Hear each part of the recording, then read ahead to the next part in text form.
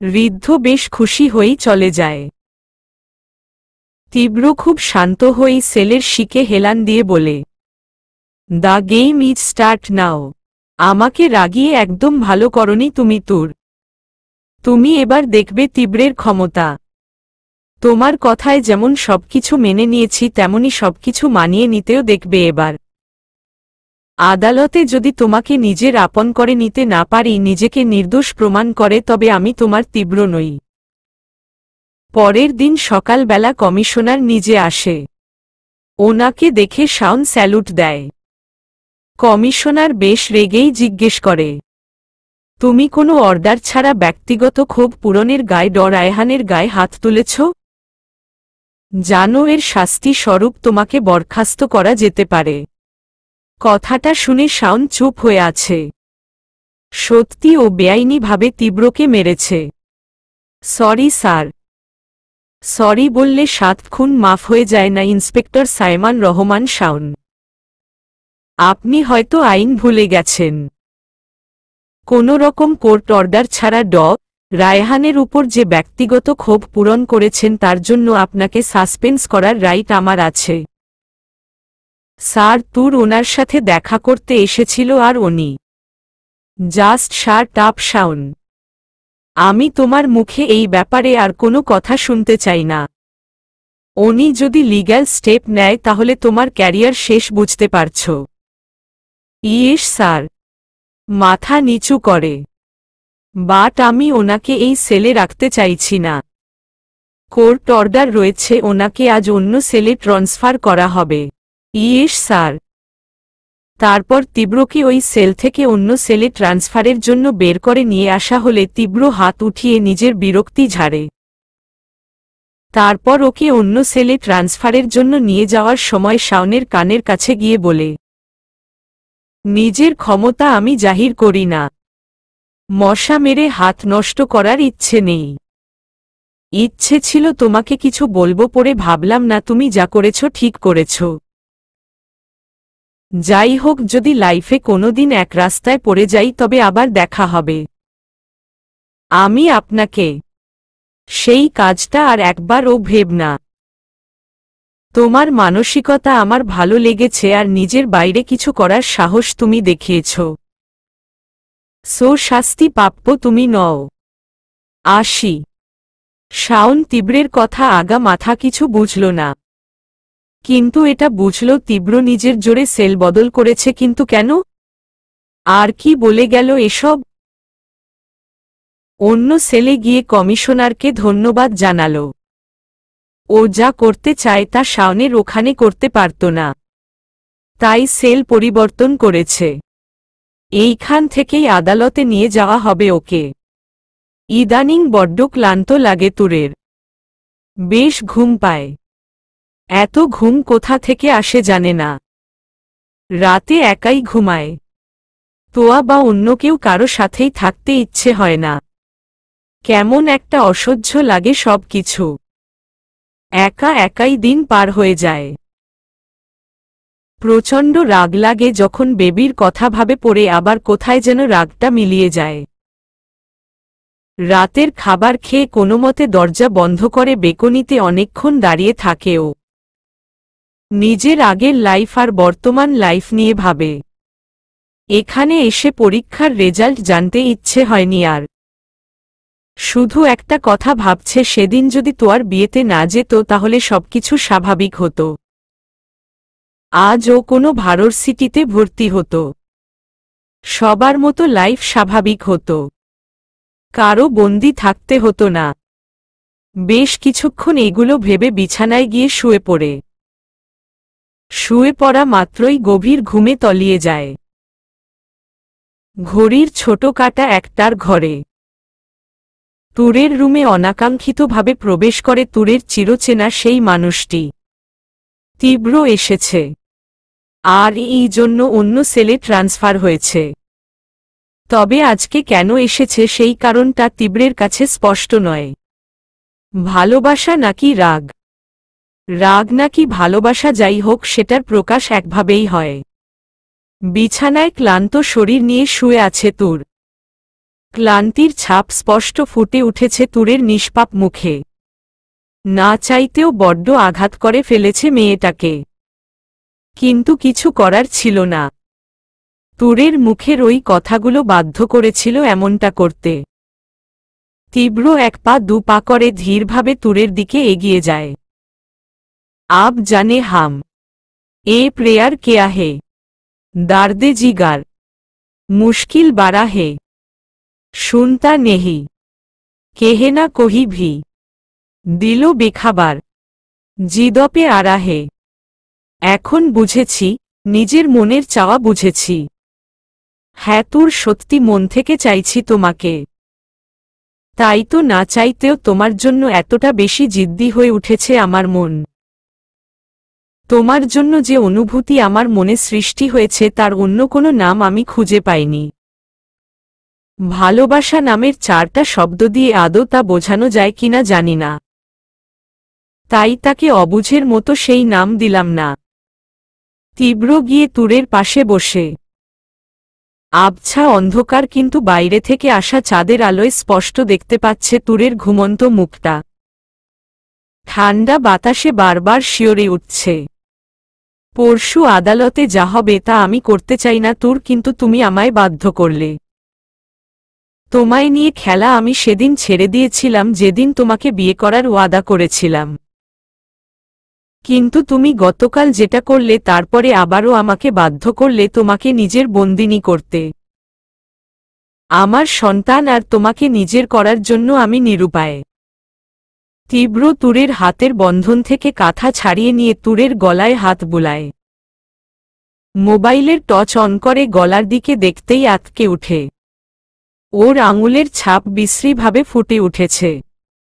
ফর্সা গলায় দাগগুলো কালো হয়ে আছে। তীব্র ভালোভাবে দেখে নেয়। তুর গভীর ঘুমে আচ্ছন্ন, আর এই সময় এটা স্বাভাবিক। তীব্র তুরের কপালে গভীর চুমো আঁকে। ওর গালে হাত দিয়ে কিছু আবছা আলোয় ওর মুখটা দেখতে থাকে। তারপর কিছু মনে করে চোখ বন্ধ করে একটা দীর্ঘ শ্বাস ছাড়ে। সরি তুর, কথাটা বলে তীব্র ওর গলার বাইটের সেই জায়গায় আঙুল দিয়ে স্লাইড করে। এই দাগটাই তুরকে নিজের বন্দিনীর চিহ্ন হিসেবে দিয়েছিল, যেটা সবসময় তুর দেখত আর নিজের মনে বিড়বিড় করত, যা তীব্র ক্যামেরায় সবসময় দেখত। তীব্র কখনোই চায়নি এই দাগটা ওর শরীর থেকে মুছে যাক, আর তাই ও বারবার একই জায়গায় এই নকশা করেছে। কিন্তু এখন সেটা হালকা হয়ে এসেছে। এই দাগটা বিয়ের পর ওর মনে দিতে চেয়েছিল, কিন্তু তাতে ব্যর্থ হয়েছে। আসলেই জোর করে মনের দখল নেওয়া যায় না। তীব্র পারেনি। অস্থির করতে পেরেছে, ভালোবাসা সৃষ্টি করতে না। তোমার মনে যখন ভালোবাসার দাগ দিতে না পারি, তাহলে বন্দিনীর দাগটাই নিজের শরীরে রাখো, যেটা করা আমার দ্বারা সম্ভব। তুরের গলার নিচের বাইটের সেই জায়গায় আবার তীব্র ঠোঁট ছোঁয়ায়। হঠাৎ ঘুমের মাঝেই তুর প্রচণ্ড ব্যথা অনুভব করে। ঘুমের তালেই নিজেকে ছাড়ানোর চেষ্টা করতেই তীব্র ওর হাত দুপাশে চেপে ধরে। ভয় তুরের নিঃশ্বাসের গতিবেগ বেড়ে যায়। আধো আধোভাবে চোখ মেলে তাকাতে চোখের সামনে কাউকে দেখতে পায়।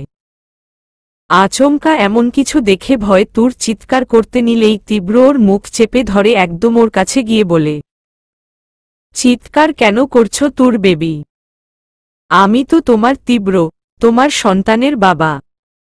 তুর নিজেকে ছাড়ানোর জন্য ছটফট করছে। ওর এই অবস্থা দেখে তীব্র বলে, আমার থেকে দূরে যাওয়ার জন্য তোমার যতটা আকুতি, আমার ততটাই তোমার কাছে আসার জন্য। তুরের মুখ ছেড়ে দিতেই ও জোরে জোরে শ্বাস নিয়ে বলে, আপনি এখানে কেন? আপনার তো জেলে থাকার কথা, তাই তো। একটু ভেবে দেখ, তোমার ইচ্ছে পূরণ করতে জেলে যেতে পারলে নিজের ইচ্ছে পূরণ করতে বাইরে আসতে পারবো না? আপনি আসলেই একটা জঘন্য লোক। জোরে জোরে শ্বাস নিতে নিতে বলতে থাকে। কিন্তু তুরের এই কথাগুলো এখন তীব্রের গায়ে কাটার মতো ফুটছে। বিষ লাগছে। শুধু এটাই মনে আসছে ও তখন বেবিকে মেরে ফেলার কথা বলছে। আর এটা ভাবা মাত্রই কন্ট্রোল হারিয়ে ফেলল নিজের উপর থেকে। আমি তো জঘন্যই, আর সেই জঘন্য লোকটাকেই সারা জীবন সহ্য করতে হবে তোমার। তুরের দুকাত ধরে, কিন্তু তুর পাগলের মতো ছোটাছুটি করছে। প্রচণ্ড রাগ লাগল, কিন্তু এখন কোনো মতেই তুরের গায়ে আঘাত করতে চায় না ও। কিন্তু তুর যে নাছোড়বান্দা সেটাও বুঝল। একসময় তুরের ধাক্কায় বেডে পড়ে যায় তীব্র, কিন্তু ও তো কম না, তুরের হাত ধরে টেনে ওকেও ফেলে দেয়। কিন্তু বিছানায় পড়ার আগেই তীব্র ওকে ধরে বিছানায় শুইয়ে নিজের বাম বাহুতে ওর মাথা রেখে দুহাত দিয়ে শক্ত করে জড়িয়ে নিজের কপাল তুরের ঠোঁটে দেয়। না চাইতেন তুর ওর কপালে চুমো আঁকে। এটা দেখে তুর শান্ত হয়ে যায়। আর তীব্র বলে, কিস করতে চাও আগে বলবে তো? তাহলে চুপ করুন আর ছাড়ুন আমাকে। বেশ রেগে তীব্রকে ছাড়ানোর চেষ্টা করে, কিন্তু তীব্র নাছোড়বান্দা। দ্যাটস মাই গার্ল, আলতোভাবে তুরের গাল চাপড়ে, জানে আমি ছাড়ব না। তবুও ছোটাছুটি করবে। তুমি জান তুমি এমন করলে আমার তোমাকে ছাগলের বাচ্চা মনে হয়। আচ্ছা, তোমার বাপ মায়ের ছাগলের খামার ছিল যে, তুমি তা দেখে দেখে এমন হয়েছ। এইটা শুনে তুর প্রচণ্ড রেগে ওর দিকে তাকায়। মজা হচ্ছে? হুমম। আর যদি সবাইকে জানাতে না চাও তুমি আমার আদর খাচ্ছ, তাহলে এখন কথা বলো না। বলেই তুরকে নিজের বুকের মাঝে নিয়ে নিল। তুর প্রথমে কিছুটা শান্ত হলেও যে বেশিক্ষণ থাকবে না তা বুঝল। ঠিক তাই হলো, তুর নিজেকে আবার ছাড়ানোর চেষ্টা করল। তোমাকে দেখে আমার বোঝা হয়ে গেছে আল্লাহ সবার জন্য যোগ্য সঙ্গী পাঠায়। আমি আপনার কেউ না। তুমি আমার শরীয়ত মোতাবেক বউ না হলেও আমার বেবির মা তো। আচ্ছা, আমাদের বেবি কার মতো হবে? কিছুটা চিন্তিত হয়ে, আপনার সবকিছু আপনার মতোই হবে। এবার ছাড়ুন আমাকে। তুর অনবরত ওকে ছাড়ানোর চেষ্টা করছে। তীব্রের বুকে হাত দিয়ে কিল ঘুষির কোনো কমতি রাখে নাই। কিন্তু তীব্র নাছোড়বান্দা, তুরের পাগলামিতে ও মজা নিচ্ছে। একসময় না পেরে তীব্রের বুকে কামড় বসিয়ে দেয়। এতটা জোরে রক্ত বেরিয়ে যায়। এবার তীব্র আহোহো শব্দ করে দ্রুত তুরের হাতগুলো পিছনে এক হাত দিয়ে ধরে ওর গাল আলতো করে চেপে ধরে বলে, এই ছাগলের বাচ্চার মতো লাফাও ঠিক আছে, কিন্তু এই কুকুরনির মতো কামড়াচ্ছ কেন? কুকুর বলাতে তুরের রাগ আরও বেড়ে গেছে। ও চোখ মুখ খিচিয়ে দাঁত কড়মড় করতে করতে বলল, কি আপনি আমাকে কুত্তা বললেন? বুঝল প্রচণ্ড রেগে গেছে তুর। ওকে শান্ত করার জন্য বলল, কুত্তা কখন বললাম, আমি তো কুকুরনি বললাম। ইনোসেন্ট ফেস করে, ওই একই হলো। তা সে যাই হক, কুত্তা কুকুরনি হোয়াটএভার, এখন কামড় দিও না। ছোটবেলায় শুনতাম পেটে বাচ্চা থাকা অবস্থায় কুকুরে কামড় দিলে মানুষের পেটেও বাচ্চা হয়। এখন তুমিও প্রেগন্যান্ট, বুঝতেই পারছ। না না, মরার ভয় নেই। কিন্তু যদি তোমার কামড়ে আমি প্রেগন্যান্ট হয়ে যাই, ব্যাপারটা কেমন না? এমনি তোমার জন্য আমার সব রেপুটেশন আল্লাহর রহমতে গেছে। এখন যতটুকু মানুষ হিসেবে ছিল তাও যাবে। So please. তীব্র এমন একটা ফেস করে আছে যাতে ওকে নিষ্পাপ শিশু মনে হচ্ছে, যেন কিছুই বোঝেই না। তুর ওর মুখে এই কথা শুনে আবুলের মতো রাগী ফেস করে তাকিয়ে আছে। এভাবে দেখছ কেন? তোমার মতলব সুবিধার না? সন্দেহের দৃষ্টিতে তুরের দিকে তাকিয়ে, এই কোথাও তোমার খিদে পাইনি তো? দেখ প্লিজ, আর যাই করো না কেন, আমাকে নিজের খাবার ভেব না। মিনতি করে। মানে? তুরের মনে হচ্ছে ও সত্যি পাগল হয়ে যাবে। মানে? একটু রেগে আমার ঠোঁট তোমার কাছে যে স্যান্ডউইচ মনে হয় তা জানি না ভেবেছ। তীব্রের এমন কথায় তুরের সত্যি সত্যি মাথা ঘোরা শুরু হল। আপনি বাজে কথা বন্ধ করবেন, আর ছাড়ুন আমাকে। তুর ওর থেকে উঠতে চাইলে তীব্র আবার টেনে আবার ওকে বুকের উপর ফেলে দেয়, যাতে ওর চুল তীব্রের মুখে পড়ে। তুর উঠার আগেই এক হাত দিয়ে ওকে বুকের মধ্যে আটকে ধরে। তুর মুখ উঠিয়ে তীব্রের দিকে তাকাতেই ওর চুলগুলো তুরের কানে গুজে দেয়। তুরের চোখে পানি চিকচিক করছে। তীব্র আর কোনো কথা না বলে তুরের মাথা নিজের বুকে রাখে। তুর ও আর কোনোরকম ছোটাছুটি না করে শান্ত হয়ে পড়ে। তীব্রের হৃৎপিণ্ডের ধুকপুকানি তুরের কানে আসছে। নিশ্চুপ তুর তা কান পেতে অনিচ্ছাতেই শুনছে। প্রথমে বিরক্ত লাগলেও ধীরে ধীরে তা ছন্দের মতো লাগল ওর কাছে। কিছুক্ষণ পর যখন তীব্র উঠতে চাইলে, তুর তাতে বাধা প্রদান করল। এই ছন্দের ছন্দ পতন একদম সহ্য হল না ওর।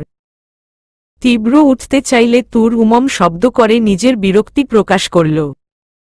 তীব্র তুরের বিরক্তি বুঝতে পেরে মৃদু হাসল। এবার নিজেও একদম শান্ত হয়ে শুয়ে রইল, আর ওর বুকে কান পেতে চোখ বন্ধ করে রইল তুর। তীব্র বড়সড় নিঃশ্বাস নিয়ে কাঁথা দিয়ে তুরকে ঢেকে নিল, যাতে ওর ঠান্ডা না লাগে। তারপর এক হাত দিয়ে তুরকে জড়িয়ে আরেক হাত দিয়ে চুলে হাত বুলাতে লাগল। এভাবে কতক্ষণ গড়িয়ে গেল বলতে পারবে না কেউ। ঠিক যেমন আগে ছিল এখনো ঠিক তাই। নিস্তব্ধতা কাটিয়ে তীব্র বলে উঠল, আমাকে ছেড়ে ভালো আছো তুমি তুর? কষ্ট হয় না? তুমি তো আমার অভ্যাস হয়ে গেছ। তোমাকে বুকে নিয়ে মাথায় হাত না বুলালে আমার ঘুম আসে না। তোমার হাতে না খেলে তৃপ্তি আসে না। এসব অভ্যাস আমার হয়েছে। আচ্ছা, এগুলো কি তোমার বদ অভ্যাসে পরিণত হয়নি? নিশ্চুপ তুর। ওর অভ্যাস যে কতটা খারাপ করে দিয়েছে তা তুর খুব ভালোভাবেই বুঝতে পারছে। হঠাৎ তীব্র নিজের বুকে গরম পানির আভাস পায়। বুঝতে পারছে অনুভূতির চেয়ে অভিমানটা বেশি তুরের। হবে নাই বা কেন, যেখানে সবাই নিজের কাছের মানুষের কাছে অভিমান ভাঙানোর আশা করে, সেখানে তীব্রের কাছ থেকে শুধু অভিমানের কারণ পেয়েছে। কিন্তু তা ভাঙানোর বদলে তুরকে এটা বুঝিয়েছে তীব্রের জন্য ও কোনো মেটার করে না। তাই তুরের করা এই বিহেভ অপ্রত্যাশিত নয়, এটা ওর ভালোবাসার কামাই। ভেবেই তুরের কপালে ভালোবাসার পরশ আঁকে তীব্র। তীব্রের স্পর্শের গভীরতা আবেশ খুঁজে পাচ্ছে তুর। চাইতেও তীব্রকে দূরে ঠেলে দিতে পারে না। তীব্র কোনো না কোনোভাবে ঠিক ওর মনকে নরম করেই দেয়। আচ্ছা তুর, তোমার ইচ্ছে করে না সবকিছু ভুলে গিয়ে ছোট্ট একটা জাল বুনতে, যেই জালে তুমি আমার স্ত্রী হয়ে আমার পাশে থাকবে? আমাদের ছোট বেবি আমাদের ভালোবাসার কারণ হবে। ভালোবাসার ছোট সেই সংসার নামের জালে আমার সাথে বাধা পড়তে ইচ্ছে করে না। লোভ দেখাতে চাইছেন আমাকে? কিন্তু আমি লোভী নই। তুরের কথায় শব্দ করেই হাসে তীব্র। হাসছেন কেন? আমি তো বলেছি আমি অন্য কাউকে বিয়ে করব। তুর এখনো তীব্রের বুকেই চোখ বন্ধ করে আছে। তবে পার্থক্য হচ্ছে কথাগুলো বলার সময় তীব্রের শার্ট খামচে ধরছে নিজের অজান্তেই, যা তীব্র খুব ভালোভাবেই বুঝতে পারছে। কাকে বিয়ে করবে? সানিকে? পারবে? যাকে ইচ্ছে তাকে, সেটা আপনাকে বলতে যাব কেন? কারণ আমার বেঁচে থাকা অবধি আমার বন্দিনী অন্য কারো খাঁচায়, সেটা আমি কি করে হতে দিই? হঠাৎ করেই তীব্র তুরের চুলগুলো নিজের মুঠোয় পুরে নেয়। তুর নিজের চুলে ব্যথা পায়। কি করছেন? চুলে ব্যথা পাচ্ছি? তুর ভুলে গেছে ও এখন তীব্রের বাড়িতে ওর বন্দিনী নয়। আর তীব্র ভুলে গেছে ও তুরকে মানাতে এসেছে। দুজনেই যেন নিজেদের কয়েক মাস পিছনে চলে গেছে। তীব্র ওর চুলের মুঠোয় তুরকে নিজের মুখের কাছে নিয়ে এসে ওর থুতনি ধরে বলে, তোমার মুখে অন্য কারো নাম যেন না শুনি তুর, তাহলে কিন্তু খুব খারাপ হয়ে যাবে। চোখে মুখে প্রচণ্ড রাগ ফুটে উঠেছে তীব্রের। এবার তুরের রাগটাও বেড়ে গেল। খারাপ না হয়ে কিভাবে পারবে, আপনি লোকটাই তো খারাপ। আমি খারাপ তাই না?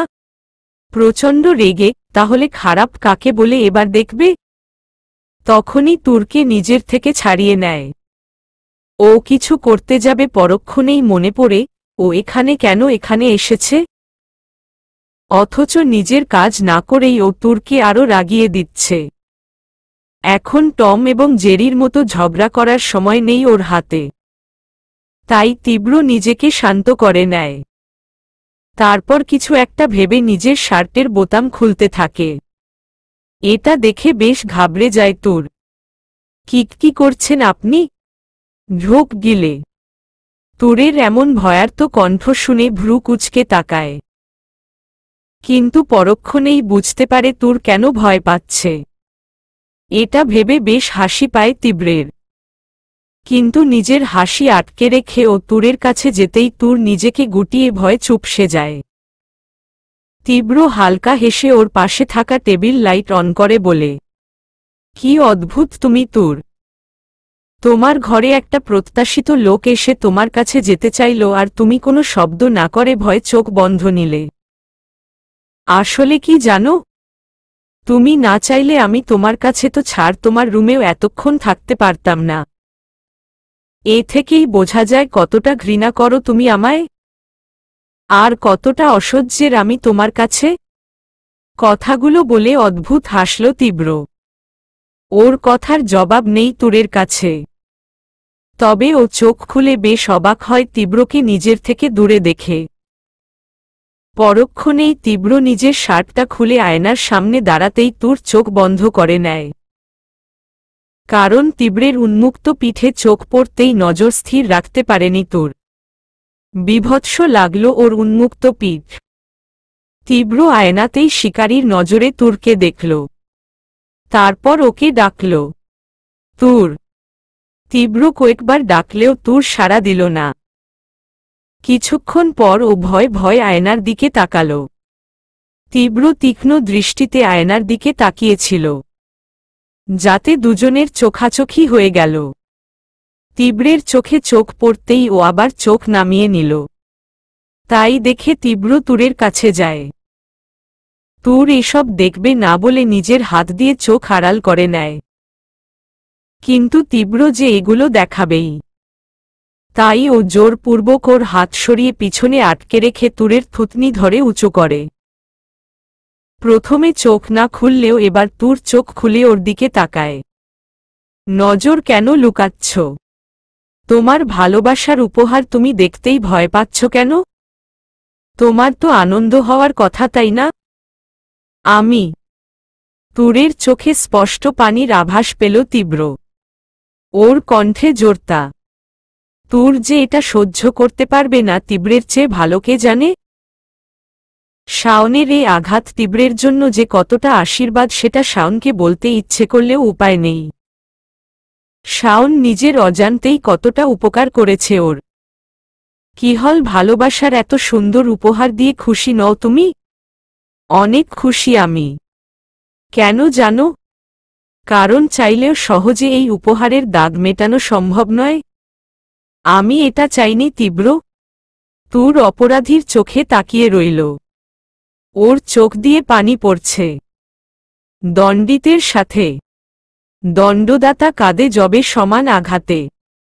সর্বশ্রেষ্ঠ সে বিচার। এই সারমর্ম অর্থ আজ পেয়ে গেলাম তুর। আমার পাওয়া বিচার শ্রেষ্ঠ, কারণ দণ্ডদাতা আর দণ্ডিত ব্যক্তি দুজনেই কষ্ট পেয়েছে। কেন বলছেন আমাকে? দেখতে চাই না এসব। কাঁদতো লাগল। বাহরে যেই বুকে মাথা রেখে এতক্ষণ ক্ষতের ব্যথা বাড়ালে, এখন তা দেখতে পারবে না কেন? নিশ্চুপ তুর। আচ্ছা যাও, দেখতে হবে না। পারলে একটু মলম লাগিয়ে দিও।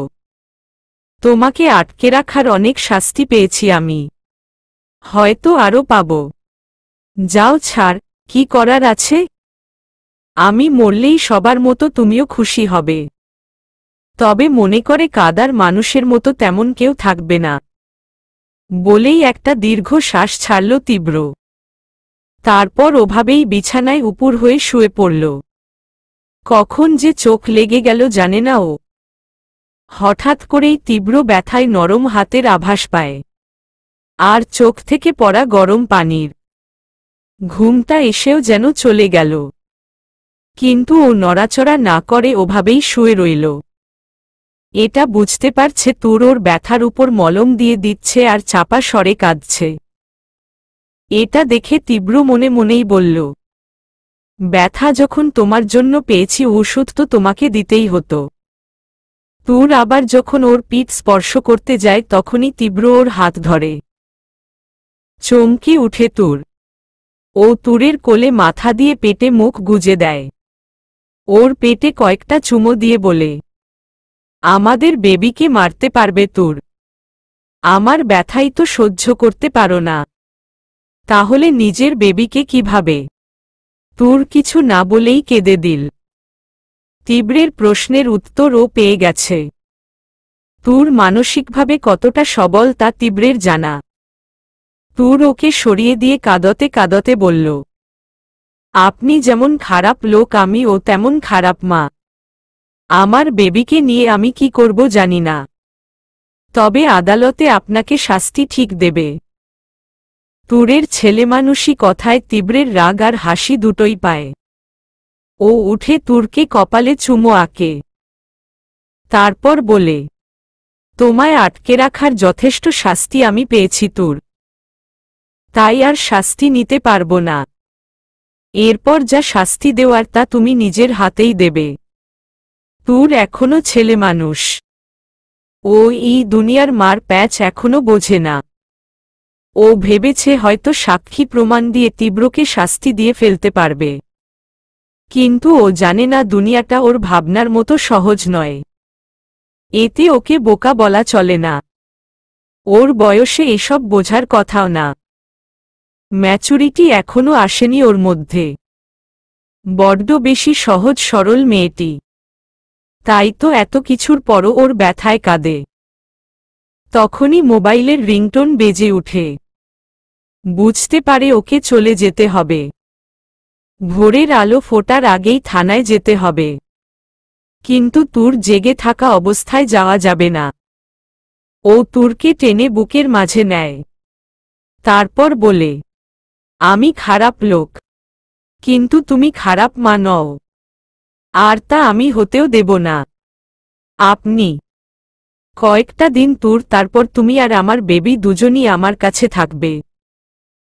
আমি নিজের থেকে দূরে রাখার রিস্ক নেব না। তুর কিছু বলতে যাবে তার আগেই তীব্র ওর মুখে স্প্রে করে। মুহূর্তেই মাঝেই তুর ঘুমিয়ে পড়ে। তাই দেখে তীব্র ওর ডান কপালে চুমো এঁকে ওকে ঠিকভাবে শুয়ে দেয়। উপায় থাকলে আদালতের দেয়া শাস্তি মাথা পেতে নিতাম, কিন্তু তুমি জান না তোমার কাছে কি আছে?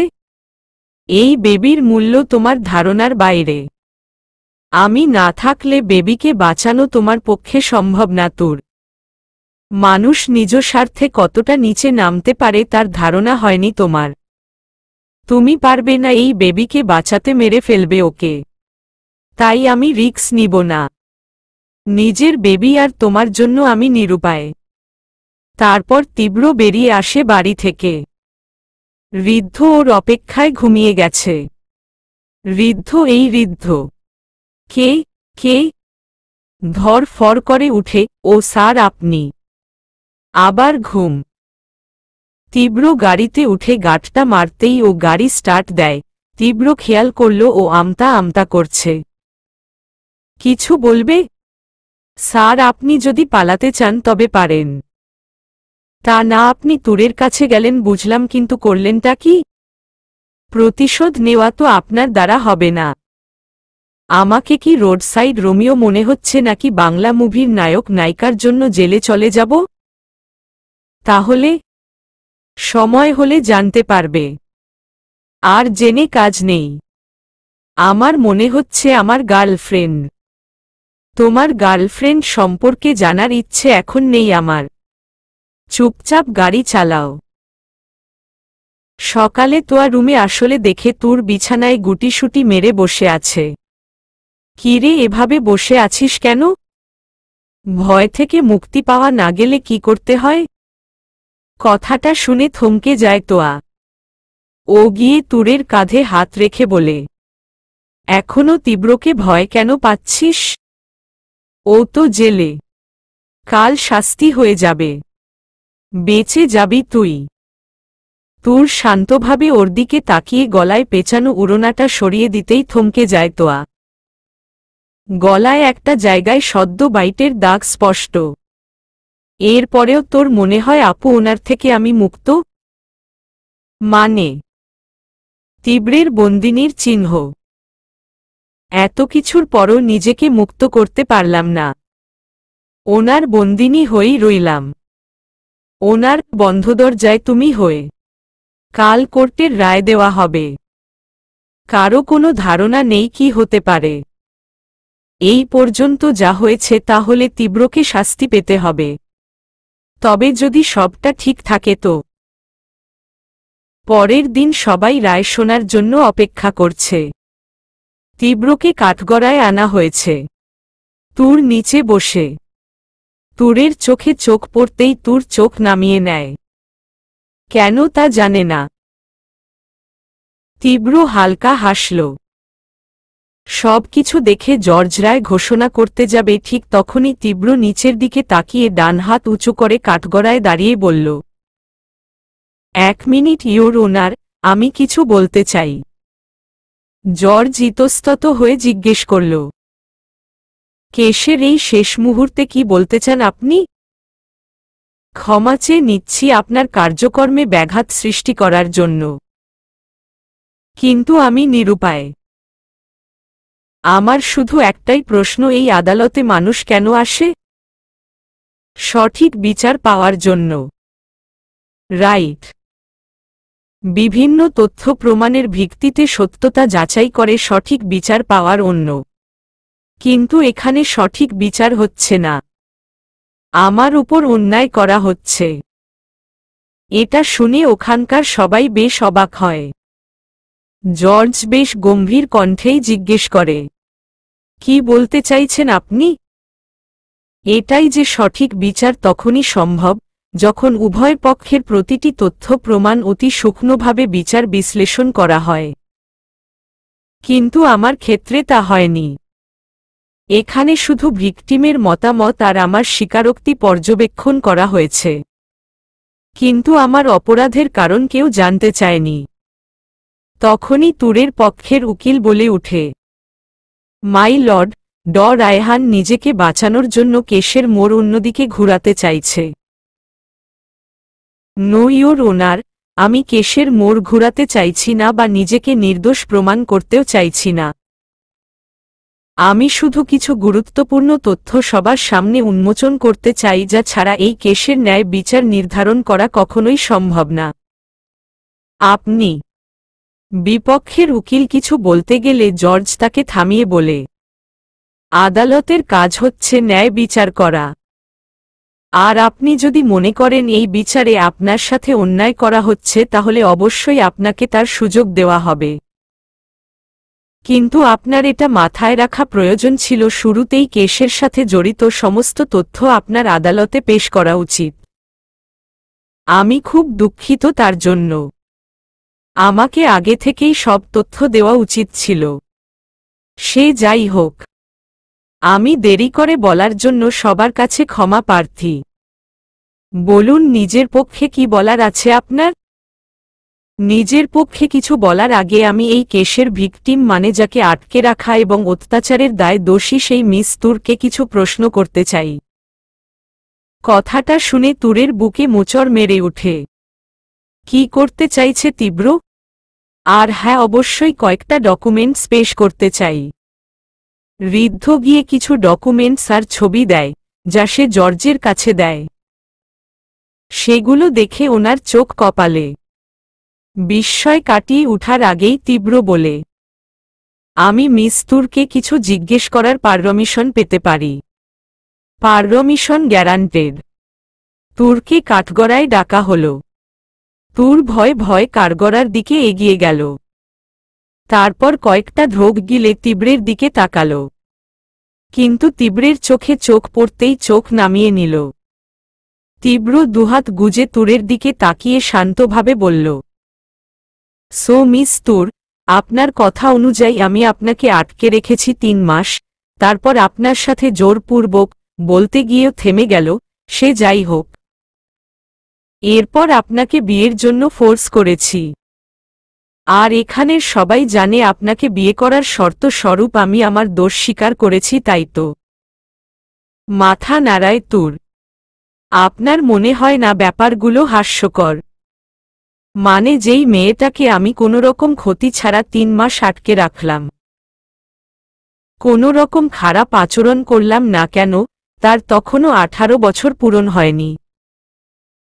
যখন তার 18 বছর পূরণ হলো তখন তার সাথে জোরপূর্বক ফিজিক্যালি ইনভলভ হয়ে তারপর তাকে বিয়ের জন্য ফোর্স করতে চাইলাম। আর তখন কি হলো, সে নিজেই বাড়ি থেকে পালিয়ে গেল বিয়ে করবে না বলে। তার বাড়িতে আমি বিয়ের প্রস্তাব পাঠালাম, তারা না করে দিল। আর বিয়ের শর্ত মোতাবেক নিজের দোষ স্বীকার করলাম। কাহিনী এরকম কিছু ছিল না তুর। চোখে পানি এসে গেল তুরের। কি প্রমাণ করতে চাইছে তীব্র? ও যা বলছে সবই তো এরকম। কিন্তু এইটা শুনে আশেপাশের মানুষের মধ্যে কানাকানি শুরু হয়ে গেল। Silence please. আর রায়হান, এসব বলে আপনি কি বোঝাতে চাইছেন? এটাই যে ব্যাপারগুলো আসলেই অবাস্তব আর হাস্যকর নয় কি? যদি সত্যি আমার খারাপ মোটিভ থাকতো তাহলে আমি ওকে বিয়ে করার জন্য এত পাগল কেন হতাম? এমন তো নয় আমি কোনো মেয়ে পাব না। এটা শুনে আদালতে হাসির রোল পড়ে যায়। জর্জ আবারও সবাইকে সাইলেন্ট হতে বলে। তীব্রের কথায় কেশের মোড় ঘুরে গেছে। যাই হোক, আমি মিস তুরকে কিছু প্রশ্ন করতে চাই, আশা করি তার অনুমতি আমি পাব। Permission guaranteed. ধন্যবাদ। জর্জকে সম্মান প্রদর্শন করে তুরের দিকে তাকিয়ে অদ্ভুত হাসল। সো মিস তুর, আমার প্রথম প্রশ্ন। 1. আপনার সাথে আমার কিভাবে দেখা হলো? পুলিশ রেকর্ডে আপনার বিএফের সাথে পালিয়ে যাওয়ার যে ইনফরমেশন আছে সেই বিএফ কে? উর কি বলবে বুঝতে পারছে না। কারণ যদি তীব্রের সাথে প্রথম দেখার কথা বলে তাহলে হোটেলের কথা বলতে হবে, যা ওর জন্য চরম অপমান। ওর বাবা এটা জানতে পারলে কি হবে জানে না, তাই ও চুপ করে রইল। এটা দেখে তীব্র আবার বলে, দ্বিতীয় প্রশ্ন, আমি আপনাকে আদৌ কোনোদিন মেরেছিলাম কিনা কারণ ছাড়া? তুর চুপ। কারণ তুরকে মেরেছিল যখন ও আত্মহত্যা করতে গিয়েছিল। এছাড়া তীব্র ওর গায়ে কখনো হাত তোলেনি। তৃতীয় প্রশ্ন, আমি আপনার সাথে জোরপূর্বক কোনো সম্পর্কে গিয়েছিলাম নাকি দুজনের অনুমতিতে? আর আপনার 18 বছর হওয়ার আগে কি আমি আপনার কাছাকাছি গিয়েছিলাম, মানে প্রাপ্ত বয়স্ক হওয়ার আগে? এবার ও তুর চুপ। চার্থ এবং শেষ প্রশ্ন, এত কিছুর পর আপনাকে যখন আমি ধর্মীয় মতে বিয়ে করতে চাইলাম তখন আপনি পালিয়ে কেন গিয়েছিলেন? আর আমাকেই বা এটা বলে ধোঁকা কেন দিয়েছিলেন যে আপনার পরিবারের সবার সামনে আমি আপনাকে আটকে রাখার দোষ স্বীকার করলে আপনি আমাকে বিয়ে করতে রাজি হবেন? কিন্তু তা না করে আমাকে পুলিশে দেওয়ার মানে কি? তীব্রের কথা শুনে সবার মাথায় হাত। তুরের কাছে কোনো জবাব নেই। কিহল বলছেন না যে মিস তুর? তুর কি বলবে জানে না, কারণ কাহিনীর সব অংশ ওর জানা নেই। তীব্র যতটুকু ওকে জানিয়েছে ও ততটুকুই বলেছে। আর তা সবার কাছে বাচ্চার এগোছালো কিছু কথা ছাড়া কিছু না। আচ্ছা, আমি বলছি। প্রথম প্রশ্নের ওর তুরের সেই বিএফ আমি। আর তার প্রমাণ আমার আর তুরের ছবি, যা আদালতে পেশ করা হয়েছে। তুরের সাথে বিভিন্ন সময় তোলা হাস্যজল ছবি, যা ওই 1 মাসে তুলেছিল, আর তাই বলা চলে উনি স্বেচ্ছায় বাড়ি থেকে পালিয়ে আমার কাছে এসেছিলেন। এবার দ্বিতীয় প্রশ্নের ওর, আমার কাছে আসার পর সে নিজের বাড়ি ফেরার জন্য পাগল হয়ে যায়, যার কারণে আমি তাকে আটকে রাখতে বাধ্য হই। কারণ এটা যদি পাবলিকের কাছে যেত যে দেশের সেরা বিজন্যাস ম্যানের গার্লফ্রেন্ড নিজের চেয়ে বয়সে অনেক ছোট, তাও নাবালিকা একটা মেয়ে, আর সে নিজের বাড়ি থেকে পালিয়ে তার কাছে উঠেছে, সেটা খুব খারাপ দেখাতো। আর আমার পক্ষে তাকে বিয়ে করা সম্ভব ছিল না, কারণ ও তখনও 18 বছরে পা রাখেনি, আর ওকে নিজের বাড়ি ফিরিয়ে দেওয়াও সম্ভব ছিল না, কারণ আমি তখন কয়েকবারের জন্য বিদেশ গিয়েছিলাম, যার ডিটেইলস আদালতে পেশ করা হয়েছে। তাছাড়া নানা রকম ঝামেলায় তা হয়নি। আর একা আমি ওকে ছাড়তে পারতাম না, কারণ তাহলে ওর পরিবারে এটা মেনে নিত না। তাই বাধ্য হয়ে নিজের কাছে জোরপূর্বক আটকে রেখেছিলাম। তুর তীব্রের কথায় অবাক হয়ে রইল। ও ঘটনাগুলো এমনভাবে সাজালো যে তুরের ও কিছু বলার নেই। তুরের সত্যি সবার কাছে বাচ্চার বায়না মনে হবে। এবার আসি তৃতীয় প্রশ্নের ওরে। হ্যাঁ, আমি তুরের সাথে ফিজিক্যালি ইনভলভ হয়েছি, তাও ওনার সম্মতিতে, আর সেটা ওর 18 হওয়ার পর। মানে যে বয়সে একটা মেয়ে নিজের সিদ্ধান্ত নিতে পারে। বিশ্বাস না হলে জিজ্ঞেস করুন ওনাকে কোনো প্রকার ফোর্স করেছি কিনা। তুরকে জিজ্ঞেস করা হলে ও বলতে যাবে তীব্র অজ্ঞান অবস্থায় ওর সাথে জড়িয়েছে, তার আগেই তীব্র বেশ ঝাঝাল কণ্ঠে বলে, হ্যাঁ কি নয় জবাব দেও। তোমার সজ্ঞানে জোর করেছি কিনা না। তুর প্রচণ্ড সকড, ভাবার মতো অবস্থায় নেই ও। তুর মাথা নাড়িয়ে সম্মতি জানাল। এটা দেখে তীব্র স্বস্তির নিঃশ্বাস ফেলল। তারপর আবার বলল, আমার চতুর্থ প্রশ্নের ওর। তখনই বিপক্ষের উকিল বলে উঠল, ও হয়তো ছোট ছিল তাই আবেগের বশে আপনার সাথে জড়িয়েছে, তাহলে আপনি কেন একজন দায়িত্ববান মানুষ হয়ে অবৈধ সম্পর্কে জড়ালেন। এইটা শুনে তীব্র কাঠগড়ার হাত রেখে উকিলের দিকে একটু ঝুঁকে বলে, আপনি যাকে ছোট বলছেন সে আমার চেয়ে বয়সে ছোট হলেও অবুঝ নয়। 18 বছরে একটা মেয়ে সবটাই বোঝে। আর কোনো সম্পর্ককে অবৈধ সম্পর্ক বলছেন আপনি। আপনি কি বলতে চাইছেন মেয়েটির সাথে কোনো সম্পর্ক ছাড়া জোড়ানোটা বৈধ সম্পর্ক? তাহলে বলতে হবে আপনার স্ত্রীর সাথেও আপনার সম্পর্ক অবৈধ। কি বলতে চাইছেন? প্রচণ্ড রেগে যায়। বলতে আর দিলেন কই, কাহিনীর চমক তো এখনো বাকি। ইওর ওনার, আমি আগেই বলেছি তুর যখন আমার কাছে এসেছিল তখন ওর 18 বছর পূরণ হয়নি, তাই আমি চাইলেও ওকে বিয়ে করতে পারতাম না। কিন্তু যখন 3 মাস পর ওর 18 হয়ে গেল তখন আর সেই বাধাটা আমার ছিল না। মানে? সবাই অবাক হয়ে তাকিয়ে আছে। সব জায়গায় পিনপতন নীরবতা বিরাজ করছে। উৎসুক দৃষ্টিতে তাকিয়ে আছে। তখনই তীব্র বলে উঠে, মিস তুর, মিস নয় মিসেস তুর।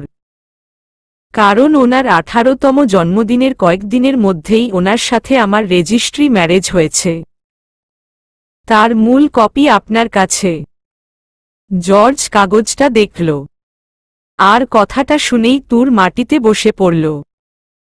এবার তীব্রের কথার মানে বুঝল তীব্র পাহাড়ে কেন সবসময় ওকে কেন নিজের স্ত্রী হিসেবে পরিচয় দিয়েছিল। বিয়ের কথায় সবসময় ধর্মমতে বিয়ে করার কথা কেন বলতো, আর কেনই বা সেদিন রাতে এসে বলেছিল তীব্র ওর। কারণ ও বিয়ের রেজিস্ট্রি করে রেখেছিল। কিন্তু কখন? আর কেনই বা তুরকে বলল না? তখনই তীব্র এমন কথা বলল যাতে সবাই আরো কেঁপে উঠল।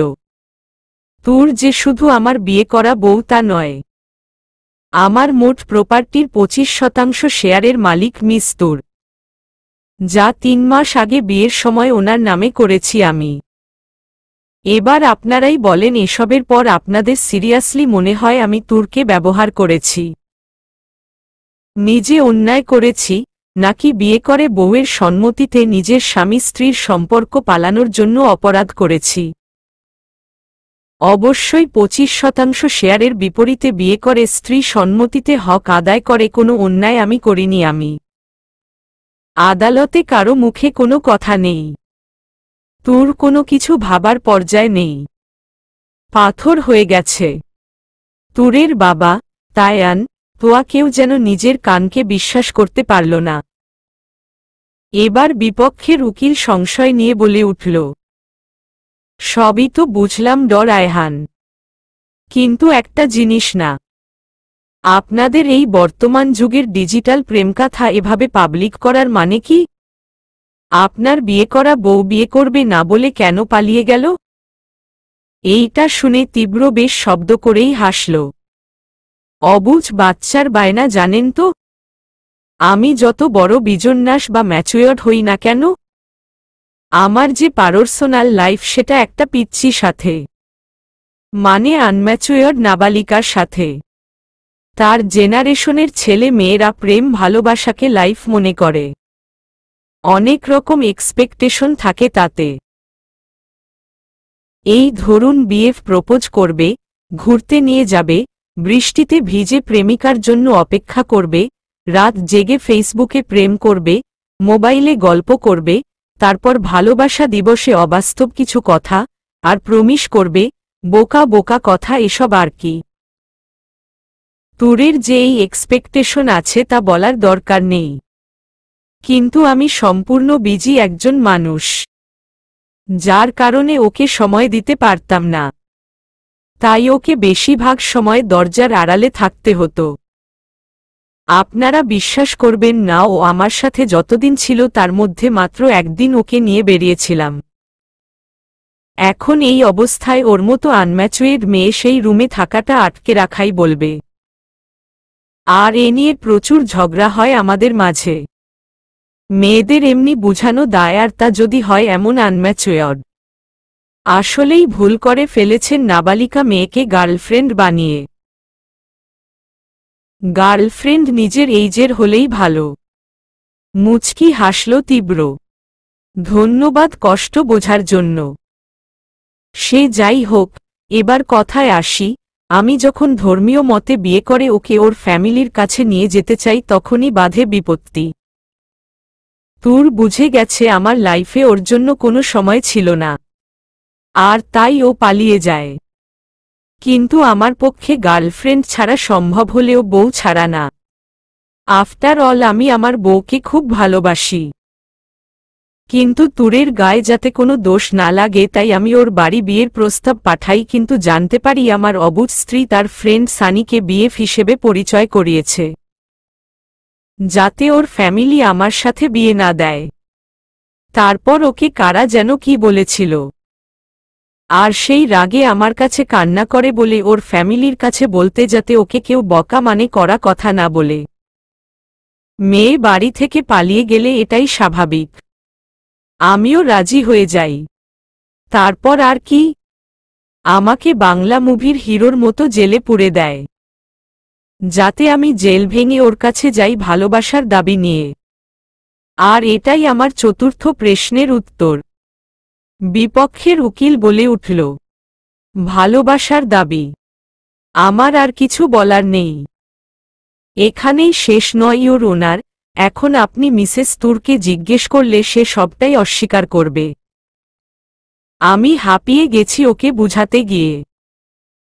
প্লিজ আপনি দয়া করে ওকে বুঝান, চোখ মুখ শক্ত করে, ওকে আমার বন্দিনী হতে রাজি হয়ে যেতে। মানে ওকে আমি আর কখনো ভুলের সুযোগ দেব না। আদালতে হাসির রোল পড়ে গেল। তীব্র এমন সিচুয়েশন ক্রিয়েট করেছে, সবাই এখন তীব্রের কথাই বলছে। রীতিমতো ওকে বিশ্বপ্রেমিক খেতাব দিয়ে দিয়েছে। এটা দেখে জর্জ সবাইকে সাইলেন্ট হতে বললেন। এটা মূলত ভিত্তিহীন একটা কেস। আদালতের সময় নষ্ট করার জন্য আপনার শাস্তি হতে পারে মিসেস তুর। প্লিজ এমনটা করবেন না। এতে ওনার শাস্তি না আমার শাস্তি হবে।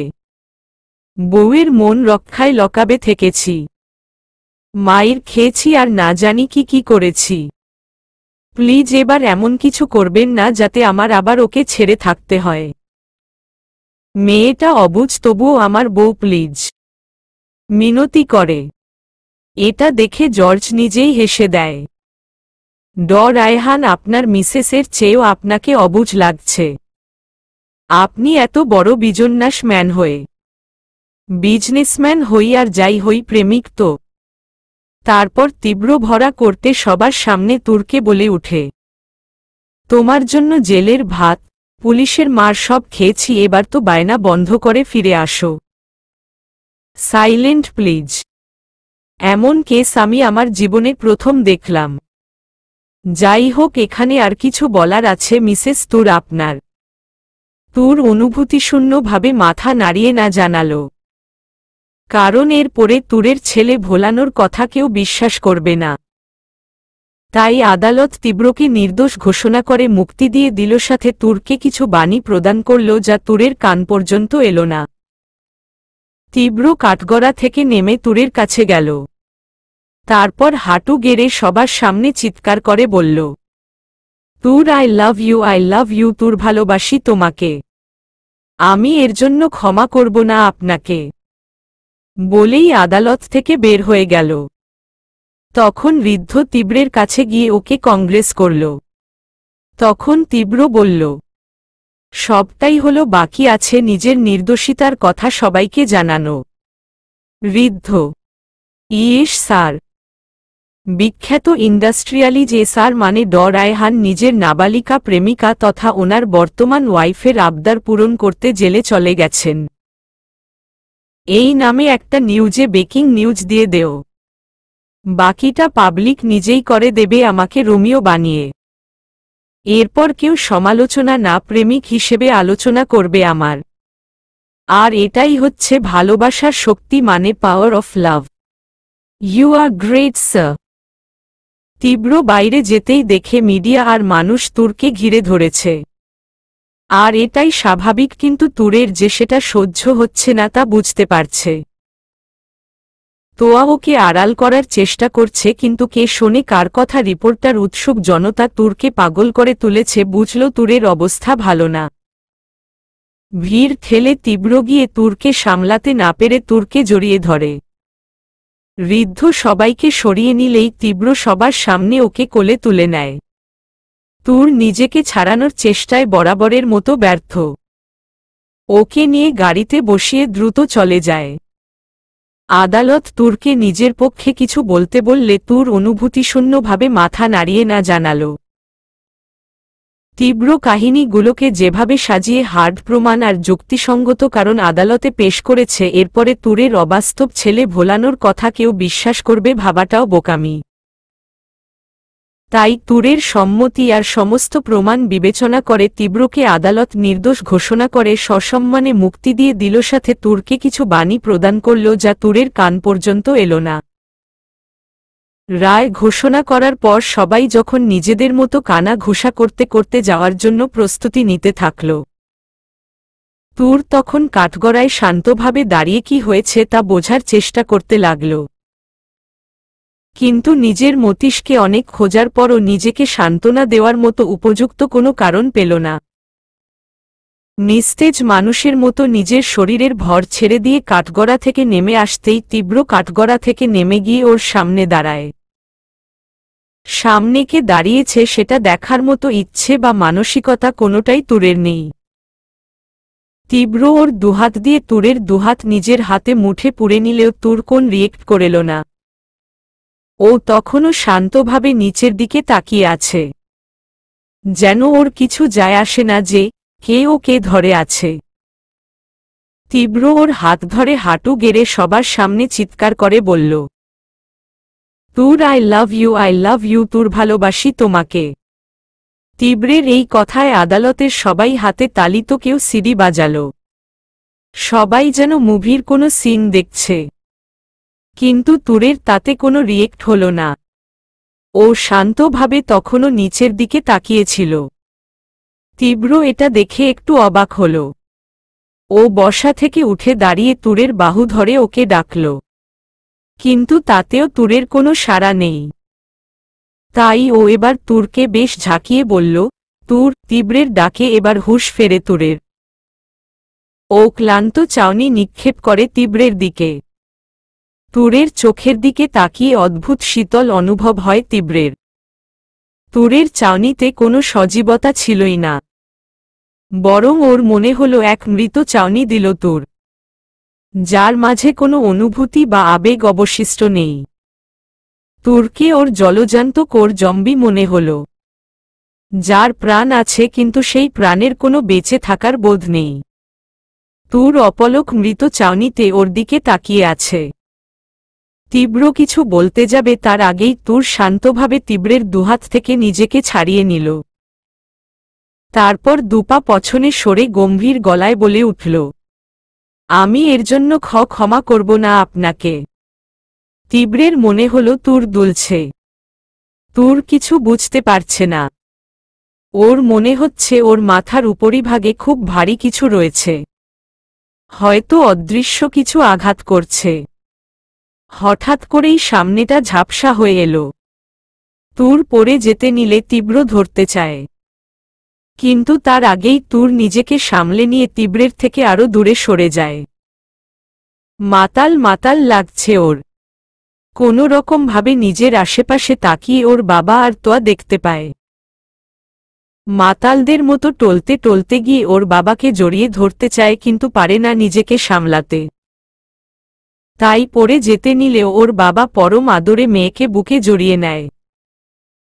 তুর তখন কোনো কান্না বা ধরা গলায় না, ক্লান্তির সুরে জোরে জোরে নিঃশ্বাস নিয়ে ওর বাবাকে বলে, আব্বু, আমার না এখানে অনেক কষ্ট হচ্ছে, আমাকে বাড়িতে মায়ের কাছে নিয়ে চল। দুনিয়ার মানুষ না বুঝলেও ওর বাবা ঠিকই বুঝতে পারছে এই বিচার ওনার মেয়ে মেনে নিতে পারেনি। কারণ অন্য কেউ না জানলেও উনি জানেন ওনার মেয়ে কি করতে পারে। আর তীব্র কি বলেছে তাতেও এতটুকু যেন বিশ্বাস করতে পারল না। তাই উনি কথা না বাড়িয়ে তুরকে নিয়ে বাইরে চলে এলেন। ওনার সাথে তোয়াও বাইরে চলে যায়। কংগ্রেস স্যার ও হুমম। ঋদ্ধের কথায় তীব্রের হুঁশ ফেরে এতক্ষণ আনমনে তুরকে দেখছিল। বড্ড অবাক লাগছে তুরকে। তুরের এখন স্বাভাবিকভাবে রাগ বা কান্না করা উচিত ছিল, কিন্তু তুর তা না করে এমন শান্ত বিহেভ করবে তীব্র ভাবেনি। কেমন জানি ব্যাপারটা ভালো লাগল না তীব্রের। স্যার, আমি ভাবতেও পারিনি আপনি কোনো রকম পাওয়ার বা কারো হেল্প ছাড়াই শুধুমাত্র যুক্তি প্রমাণ দেখিয়ে এভাবে সবটা সামলে নেবেন। সত্যি আপনার জবাব নেই। হঠাৎ খেয়াল করল তীব্র ওর কথা শুনছে না। তাই ও তীব্রকে আবার ডাকল। তীব্র বেশ চিন্তিত কণ্ঠে ঋদ্ধর ডাকে সাড়া দিল। স্যার, কোনো সমস্যা? এবার নিজের ভাবনার জগৎ থেকে সম্পূর্ণ বেরিয়ে নিজেকে স্বাভাবিক করে নিল। তারপর বেশ কনফিডেন্ট নিয়ে বলল, যে মানুষ ভবিষ্যৎ সম্পর্কে না ভেবে বর্তমানের কাজ করে সাহায্য তার প্রয়োজন হয়। স্যার কখনো ভবিষ্যৎ না ভেবে কাজ করে না, তাই এমনটা হওয়ার ছিল। আপনি জানতেন এমন কিছু হতে পারে আর তাই। ওর কথা শেষ না হতেই তীব্র বলে উঠল, ভবিষ্যৎ নিয়ে কখনো সঠিকভাবে কিছু বলা যায় না। তবে কথাটা সম্পূর্ণ না করে ঋদ্ধের দিকে তাকায়, তারপর আবার বলে, যদি বাস্তব জ্ঞান দিয়ে বিবেচনা করা হয় তাহলে ভবিষ্যতে কি হতে পারে তা বুঝতে পারা তেমন জটিল কিছু নয়। কথাটা বুঝলেও তীব্র যা বুঝাতে চেয়েছে তা বুঝতে পেরেছে কিনা সেটা নিয়ে দ্বিমত আছে ঋদ্ধের, যদিও তাতে আক্ষেপ নেই ওর। তীব্র বড়সড় একটা নিঃশ্বাস ফেলল। এটা দেখে ঋদ্ধ কিছু বলতে যাবে তার আগেই তীব্র বলল, সবটাই হলো। এখন বাকি আছে নিজের নির্দোষিতার কথা সবাইকে জানানো। ঋদ্ধ, ইয়েস স্যার উৎসুক হাসি দিয়ে। এবার তীব্র নিজেও হেসে বলল, বিখ্যাত ইন্ডাস্ট্রিয়ালিজ স্যার মানে রায়হান নিজের নাবালিকা প্রেমিকা তথা ওনার বর্তমান ওয়াইফের আবদার পূরণ করতে জেলে চলে গেছেন। এই নামে কালকের নিউজে ব্রেকিং নিউজ দিয়ে দেও। আর প্রত্যেকটা টিভিতে জানো এই নিউজ আজকে টেলিকাস্ট করা হয়, এটা ইনশিওর করো। বাকিটা পাবলিক নিজেই করে দেবে আমাকে রোমিও বানিয়ে। এরপর কেউ সমালোচনা না প্রেমিক হিসেবে আলোচনা করবে আমার। আর এটাই হচ্ছে ভালোবাসার শক্তি, মানে power of love. You are great sir. Tibro কিছু বলল না, শুধু মুচকি হাসল। ঋদ্ধ মোবাইলে কল আসার কারণে চলে গেল। এটা দেখে তীব্র নিজের মনেই বলে উঠল, যাকে নিজের ভবিষ্যতের জন্য ডিসাইড করেছি তার জন্য কোনো ব্যবস্থা করব না, তা কি করে হয়? তোর নামের অমূল্য সম্পদের দাবিদার আমি এমনি এমনি নামহীন করে রাখতাম। 25% শেয়ারের বিনিময়ে তোর না দাম দিয়ে তুরকে কিনিনি, কিন্তু তবুও ও আমার কাছে দামি।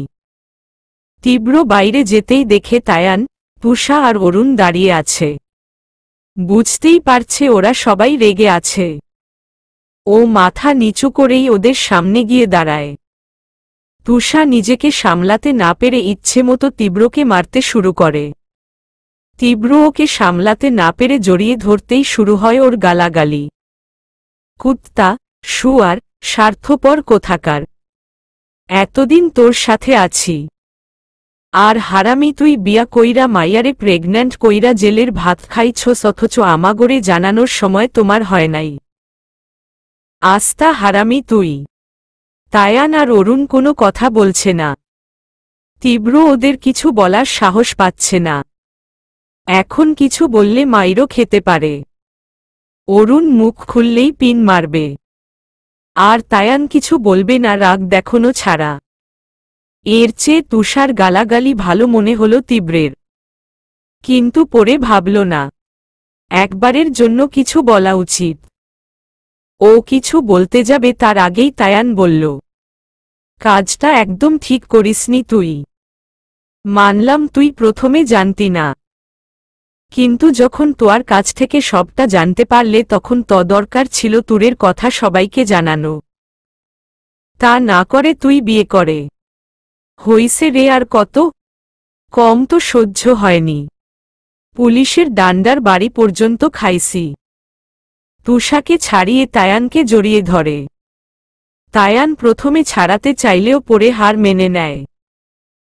এইটা দেখে অরুণ আবার ফোড়ন কাটে। আহ্লাদ দেখলে বাঁচি না। আরে শালা, ও জেল থেকে বের হইছে, যুদ্ধ জয় করে নাই। এইটা শুনে তীব্র কিছু বলার আগেই তুষা বলে উঠে, তুমি ঠিক করেই রাখছ ওর সাথে এমন করবা। কথাটা শুনে অরুণ আহমক হয়ে তুষার দিকে তাকায়। নিজের হবু বউ প্লাস প্রেমিকা যখন আরেকজনের জন্য ঝাড়ে কেমন লাগে। ও রেগে তীব্রর দিকে তাকাতেই তীব্র চোখ মারে, তাতে আরও ক্ষেপে যায় অরুণ। এই শোন, আমার না বিশ্বাস হয় নাই তুই আদৌ মেয়েটাকে বিয়ে করছস। তাইলে রেজিস্ট্রি পেপার কি তোর? তাইলে তো ভালোই হতো। তোর পছন্দের মেয়েকে তো বিয়ে করে শোধ নিতাম। এইটা বলে বেশ ঘাবড়ে যায় অরুণ, কারণ তুষা রাগী ফেস করে তাকিয়ে আছে। এইটা দেখে অরুণ তায়ানকে কিছু বলতে যাবে তার আগেই তুষা বলে, কেন আমাকে আর ভালো লাগে না এখন? এই জন্যে তুষাকে এত ভালো লাগে। সব সময় ওর জন্য অরুণের সাথে ঝগড়া করে। যদিও এমনি খারাপ লাগে, কিন্তু যখন ভাবে অরুণ ওর পিছে লাগে তখন সেইটা আর লাগে না। আচ্ছা থামো তোরা, এখন আমার বউয়ের কাছে যাওয়াটা বেশি প্রয়োজন। তীব্র ওদের ছাড়িয়ে তুরের কাছে যেতে চায়, তখনই তায়ান ওর হাত ধরে। তীব্র জিজ্ঞেসুর দৃষ্টিতে তায়ানের দিকে তাকাতেই তায়ান বলে উঠে, তোর মেয়েটা কিন্তু খুব সহজ সরল, খুব ভালো মেয়ে। জানি না কতটুকু সত্যি আছে তোর কথায়, কিন্তু ওকে দেখে বুঝেছি অনেক কষ্ট পেয়েছে। যে কারণেই হোক তুই মুক্তি পা, এটা হয়তো চায়নি, মেনে নিতে পারছে না। ওকে যত্নে আদর দিয়ে বুঝাস, রাগ না করে। তীব্র মাথা নেড়ে আশ্বস্ত করল। এটা দেখে অরুণ বলল, আমি শুধু এর টেস্টটা দেখছি। নারী বিদ্বেষী ভান ধরে এরকম কাজ করল, তাও আবার এই বয়সী একটা মেয়ের সাথে। চুপ করবি তুই? আমি তো নারী বিদ্বেষী হয়েও পারলাম, তুই কি করছস? স্কুল লাইফের প্রেম অথচ এখন ফিয়ন্সি। কথাটা যেন অরুণের গায়ে কাটা হয়ে বিধল। ও তুষার দিকে রাগী চোখে তাকাতেই তুষা বাহানা করে কেটে পড়ল। তারপর বেরিয়ে পড়ল। বাইরে বেরোতেই তীব্রের সাথে শাওনের দেখা হয়। তীব্র ওকে দেখে পাশ কাটিয়ে যেতেই শাওন বলে উঠল, ভালোই গেম খেলতে পারলেন আপনি। মেয়েটাকে একদম নিজের বউ বানিয়ে নিলেন। কথাটা শুনে তীব্র থমকে গেল। ঠিক হজম করতে পারল না। কারণ এটা তুরের দিকে বাজে ইঙ্গিত করছে। তীব্র কিছুটা রেগে গেল কিন্তু নিজেকে শান্ত করে আলতো হাসি দিল। তোমাকে বলেছিলাম না তুর অপবিত্র নয়। কিন্তু এটা বলিনি তুর অবুঝ। নাইলে তুমি বল নিজের বিয়ের কথা নিজেই জানে না। আর তাই তো তোমার কাছে আমার নামে নালিশ করেছে। কথাটা শুনে শাওনের রাগটা বেড়ে যায়, রীতিমতো জ্বলছে ওর গা। ও বেশ রেগেই বলে, তার মানে হুমম তুর যা কমপ্লেন করেছে সব সত্যি। আর এটাও সত্যি ও আমার বউ। যা তুর জানত না। এখন নেশার ঘরে কেউ কি পেপারে সাইন করছে তাতে কি আসে যায়? বিয়ের কথা জেনে বা না জেনে ও কি করত? আপনি। শাওনের রাগ দেখে এবার চোখ মুখ করে তীব্র বলে, তুরকে আমি তোমার আর তুরের নজরে ইউজ করেছি, আমার নজরে না। আর এমনিতেই অনেকটা আলসেমি ঝেড়ে 25% শেয়ার মানে জানো। বিয়ের কাবিন স্বরূপ দিয়েছি তা এমনি এমনি। কথাটা শাওনকে রাগানোর জন্যই বলল, সে যাই হোক। শাওনের রাগে মাথা ফেটে যাচ্ছে। আর তীব্রের তাতে বেশ মজা লাগছে। একটা কথা সবসময় মানে তীব্র, যদি কেউ আপনাকে রাগানোর জন্য কিছু বলে তাহলে না রেগে শান্তভাবে হাসি দিন। এতে সে আপনার থেকে কাঙ্ক্ষিত ফল না পেয়ে নিজেই চুপ হয়ে যাবে। পরে যদি সেই ব্যাপার নিয়ে তাকে হালকা নাড়া দেন, আপনার কিছু করতে হবে না, সে এমনি জলে পুড়ে ছাই হবে। যা শাওনের সাথে হল। তীব্র ওকে পাশ কাটিয়ে যাওয়ার আগে বলল, শাওন আমি জানি না তুমি আমাকে কি ভাব, কিন্তু তুরের ভালো চাও। বাদা ওয়ে তুর আমার ওয়াইফ। ওকে আমি বিয়ে করে স্ত্রী হওয়ার সব সম্মান দিয়েছি। আমার যদি বাজে ইন্টেনশন থাকতো তাহলে নিশ্চয়ই আমি আদালতে ওকে অবুঝ বানাতাম না। ওকে নিয়ে আমার কোনো প্ল্যান নেই। তাই তুর আর আমাকে নিয়ে ভাবা বন্ধ কর। তুমি বুদ্ধিমান, বেশি বলতে হবে না আশা করি। শাওনের সাথে কথা বলে এদিকে আসতেই তীব্রের প্রচণ্ড রাগ উঠে। মিডিয়া আর মানুষ তুরকে ঘিরে ধরেছে। ওদের জন্য তুর নিজের বাবার কাছ থেকে ছিটকে পড়েছে। উনি তুরের কাছে যেতে পারছে না। এমনিতে তুর মেন্টালি এখন স্ট্রং নয়। তার উপর এত মানুষের ভিড়। প্রেস মিডিয়াদের নানা রকম উদ্ভট আর বাজে প্রশ্ন সহ্য করার ক্ষমতা তুরের নেই। ক্যামেরার প্রতিটি ফ্ল্যাশ যেন তুরের কাছে বিদ্যুৎ চমকানোর সময় যে ভয় হয় সেই ভয়ের আভাস করাচ্ছে। একদম চুপসে গেছে ও।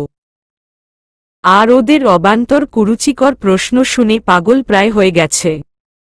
কিছুই বুঝতে পারছে না। বারবার পাগলের মতো হাত দিয়ে নিজেকে আড়াল করার চেষ্টা করছে। তীব্রের সাথে তুরের নাম জড়িয়ে যাওয়াতে এটাই স্বাভাবিক। প্রেস মিডিয়া নিজেদের পাবলিটির জন্য যা নয় তাই বলবে। কিন্তু তুরের যে সেটা সহ্য হচ্ছে না তা বুঝতে পারছে। তোয়া ওকে আড়াল করার চেষ্টা করছে, কিন্তু কে শোনে কার কথা? রিপোর্টার, উৎসুক জনতা তুরকে পাগল করে তুলেছে। বুঝল তুরের অবস্থা ভালো না। ভিড় ঠেলে তীব্র তুরের কাছে যায়। কিন্তু দিকহারা তুর বুঝতে না পেরে পাগলের মতো করে ওকে সরিয়ে মাথা চেপে ধরে। তুরকে সামলাতে না পেরে জড়িয়ে ধরে। প্রথমে ছাড়ানোর চেষ্টা করলেও পরে ক্লান্ত হয়ে পড়ে। তীব্র শক্ত করে ওকে জড়িয়ে রেগে সবাইকে সরতে বলে। কিন্তু উৎসুক জনতাকে আটকানো এত সহজ না। তাই ঋদ্ধ এসে সবাইকে পাশ কাটিয়ে জায়গায় করে দিলে তীব্র সবার সামনে তুরকে কোলে তুলে নেয়। তুর নিজেকে ছাড়ানোর চেষ্টায় বরাবরের মতো ব্যর্থ। ওকে নিয়ে গাড়িতে বসিয়ে দ্রুত চলে যায়। তোয়া আর ওর বাবা চেয়ে ওদের ধরতে পারে না। তুরের বাবা পাগলপ্রায় হয়ে তুরের কাছে যেতে চাইতেন, তোয়া ওনাকে আটকায়। ওই লোকটা আমার মেয়েকে নিয়ে গেল, আমাকে আমার মেয়ের কাছে যেতে হবে। গাড়ির পিছনে ছুটতেই তোয়া ওনাকে আটকে দেয়। ততক্ষণে তায়ান এসেও ওনাকে আটকায়। তায়ান ওনাকে তীব্রের বাড়ি নিয়ে যাওয়ার কথা বললে উনি নিজেকে শান্ত করে। তারপর ওনাকে নিয়ে সামান্য পানি খাওয়ায়। এর মধ্যে তায়ান অরুণের কাছে নিজের বাইকের চাবি দিয়ে একটা সিএনজি নিয়ে আসে। গাড়ির মাঝে তুর বারবার নিজেকে তীব্রের থেকে ছাড়ানোর চেষ্টা করে। তুর ভালো করে চোখ মেলতে পারছে না। আধো আধো চোখ মেলেই ও তীব্রের থেকে ছাড়া পাওয়ার জন্য ব্যাকুল হয়ে ওঠে। শরীর ক্লান্তিতে এতটাই নিস্তেজ হয়ে গেছে যে তীব্রের বুকে কিল মারছে, কিন্তু তা যেন ওর গায়ে লাগছে না। ঋদ্ধের কাছ থেকে একটা পানির বোতল নিয়ে তুরকে খাওয়াতে চায়। তুর খেতে না চাওয়াতে জোর করেই খাওয়াও। পানি খাওয়াতেই তুর নিস্তেজ হয়ে তীব্রের বুকে ঢলে পড়লে তীব্র পানির বোতলটা ঋদ্ধের কাছে দিয়ে বা হাত দিয়ে তুরকে জড়িয়ে রাখে। তুর সম্পূর্ণ অচেতন হয়ে গেছে। প্রায় 1 ঘন্টা পর তীব্র নিজের বাড়ি পৌঁছে। বাড়ি ফিরে তুরকে কোলে করে রুমে নিয়ে বিছানায় শুয়ে দেয়। তীব্র আর ওর দুজনের ড্রেস নোংরা। তুর বমি করে নিজের আর তীব্রের দুজনের গা ভাসিয়ে দিয়েছে। তুরের ড্রেস চেঞ্জ করে ওকে ফ্রেশ করিয়ে নিজেও ফ্রেশ হয়ে নেয়। যাওয়ার আগে তুরকে ঘুমের ইনজেকশন দেয়। প্রচণ্ড মানসিক চাপ পড়েছে ওর উপর। ঘুমটা খুব দরকার ওর জন্য। শাওয়ার পানির নিচে দাঁড়াতেই পানির সংস্পর্শে এসে তীব্রের ব্যথা জায়গা জ্বলে ওঠে। এতটা আঘাতের আগে পায়নি। দাঁত খিচে জ্বলনগুলো সহ্য করে যাচ্ছে। শাওয়ার নিয়ে ফিরে আসতেই দেখে নিচে চিল্লানোর আওয়াজ। তীব্র একটা ট্রাউজার আর সাদা একটা টি শার্ট পরে নিচে নেমে দেখে তুরের বাবা। তীব্র অবাক দৃষ্টিতে তায়ানের দিকে তাকায়। ও কিছু বলতে যাবে তার আগেই উনি এসে সজোরে একটা থাপ্পড় বসিয়ে দেয় তীব্রের গালে। তীব্র তাল সামলাতে না পেরে 2 কদম পিছনে সরে যায়। তায়ান আর তোয়া একটু কাছে আসতে চাইলে আঙুলের ইশারা দিয়ে ওদের কিছু বলতে নিষেধ করে। উনি এসে তীব্রের টি শার্ট ধরে বলে, তোমার সাহস কি করে হয় আমাকে না জানিয়ে আমার মেয়েকে এখানে নিয়ে আসার? তীব্র মাথা নিচু করে নিচের দিকে তাকিয়ে আছে। উনি তীব্রকে ছেড়ে জিজ্ঞেস করল, আমার মেয়ে কোথায়? কোথায় আমার মেয়ে? ওনার চিৎকার শুনে তীব্র শান্ত গলায় বলল, শান্ত হন আপনি, তুর আমার রুমে। বমি করে প্রচণ্ড ক্লান্ত হয়ে পড়েছিল, তাই ওকে ঘুম পাড়িয়ে এসেছি ঘুমের ইনজেকশন দিয়ে। ঘুম ভাঙতে সময় লাগবে। এটা শুনে আরও রেগে যায় উনি। আমার মেয়েকে কি করেছিস সত্যি করে বল? ওর কোনো ক্ষতি? তুরের বাবা পাগল হয়ে উপরে দিকে যেতেই তীব্র ওনাকে আটকে দেয় যাতে উনি রেগে আরেকটা থাপ্পড় বসিয়ে দেয় তীব্রের গালে। প্রতিটি থাপ্পড় দেয়ালে বাড়ি খাচ্ছে। কিন্তু তবুও তীব্র শান্তভাবে বলল, দেখুন আঙ্কেল, আমি জানি তুর আপনার জন্য কি। ওকে নিয়ে যেমন আপনার চিন্তা হয় তেমনই আমারও। ভুলে যাবেন না, তুর শুধু আমার স্ত্রী নয়, আমার সন্তানের মা। সো ওর কোনো ক্ষতি করার চিন্তা তো দূরে থাক। কেউ যদি এমনটা ভাবে তাকেও ছাড় দেব না আমি। আমার নাবালিকা মেয়েকে আটকে রেখে জবরদস্তি বিয়ে করে বউয়ের অধিকার দেখানো হচ্ছে।